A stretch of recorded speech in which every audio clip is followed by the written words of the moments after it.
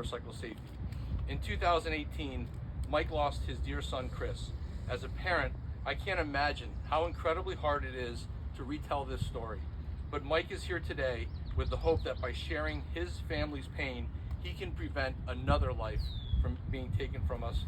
So please welcome Mike to the podium.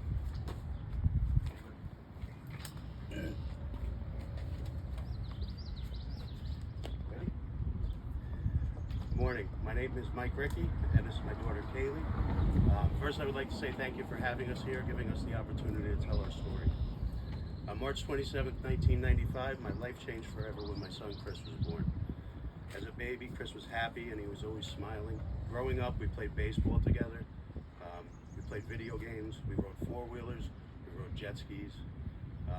As a teenager, he enjoyed helping me mow the lawn. I bought a tractor just so that he would want to mow the lawn instead of the push mower. He'd always help me work on the cars. He just always wanted to be there with Dad. I think this eagerness to help is why he got involved in the volunteer fire department at a young age. And a little bit later down the road, he became involved in the volunteer ambulance corps. This was a huge part of his life. It gave him a feeling of importance and definitely a feeling of pride. Chris moved to South Carolina at the age of 22 to look for some opportunities to grow. There he began working for a private security company, and he began the application process to become a police officer. After some time, he earned enough money to buy a motorcycle, just like his dad. I remember him calling me the day he bought it. He was just so proud of himself. Of course, I gave him all the safety tips I could, and I told him to be careful.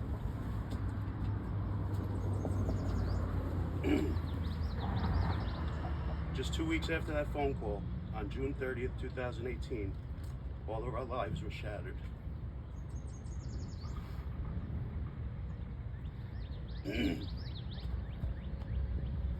23 years, 3 months, and 3 days is the time I got to spend with my son.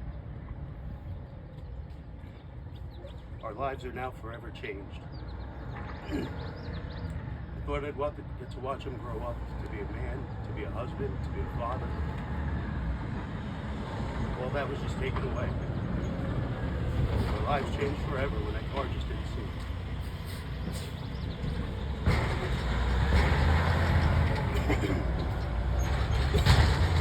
It was 8 o'clock in South Carolina. The sun had just started coming down. Chris left work.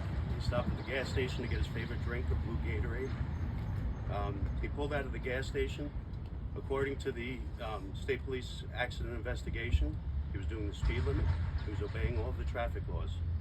He was wearing his DOT-approved helmet, even though South Carolina doesn't even have a helmet law. He was wearing his steel-toed work boots.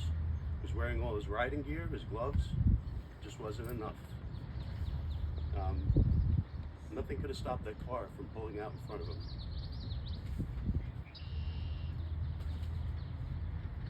He seemed to be doing everything he could to protect himself, and it just wasn't enough. That driver's careless decision to enter that intersection was a lifetime of shattered dreams and broken hearts. In an instant, Christopher's life was lost, and mine was destroyed.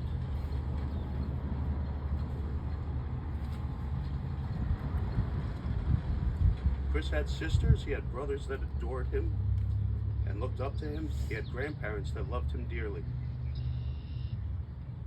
I think the hardest thing I had to do was to tell Kaylee that her brother wasn't coming home. She asked me if we could have a funeral for him just so she could see him one last time. Not a day goes by that Chris is not deeply missed by his family and friends that he left behind. We're all now part of a club that we never wanted to be a part of. Chris was someone's son, someone's brother, someone's grandson. He was someone's nephew, someone's coworker, and someone's best friend. He was someone's everything. Our everything was taken away, way too soon. The person who loses a spouse is called a widow. A child who loses a parent is called an orphan. There is no word to describe a parent who loses a child because it just shouldn't happen. I stand here today asking drivers to pay attention to the road. Look twice or even a third or a fourth time before making a turn or switching lanes. Don't pick up that cell phone to make a quick text or phone call. That 1 second that you take your eyes off the road could kill. You could take away someone's everything because of your own selfishness. Imagine having to live with that for the rest of your life. I'm asking drivers to educate themselves about motorcycles. Did you know that a motorcycle's turn signal may not turn itself off by itself? It's not like a car. So you may have a motorcycle coming down the road with their signal light on, and they have no intention of turning.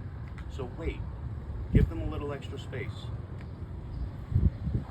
Did you know that a motorcycle can slow down quickly just by downshifting without using his brakes? What does that mean for a car behind him? You're not going to see a brake light come on. So please, if you're behind a motorcycle, give him the space. He doesn't have a cage around him to protect him like you do.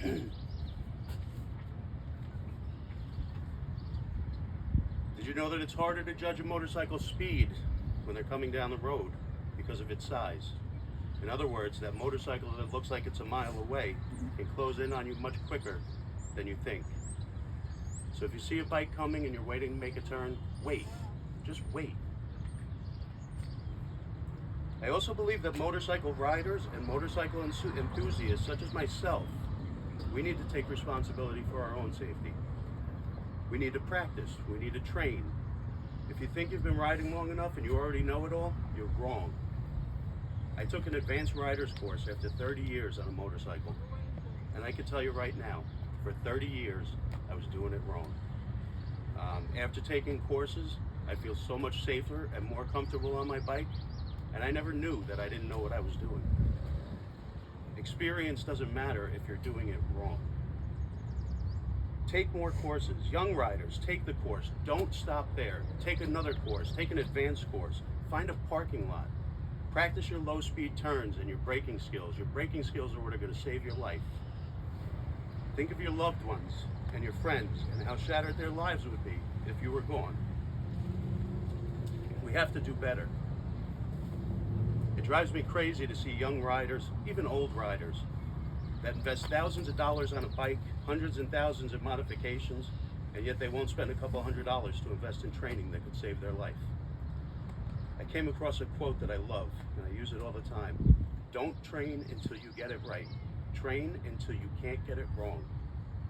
And that's the attitude we need to have. Our lives depend on it, and our families' lives depend on it. Thank you again for giving me this opportunity, and Kaylee here has something to say. Look twice for motorcycles. That could be someone's big brother on that bike. Thank you. Thanks, guys. Thank you very much, Mike and Kaylee. And I'm sure Chris is looking down right now and very proud of your words.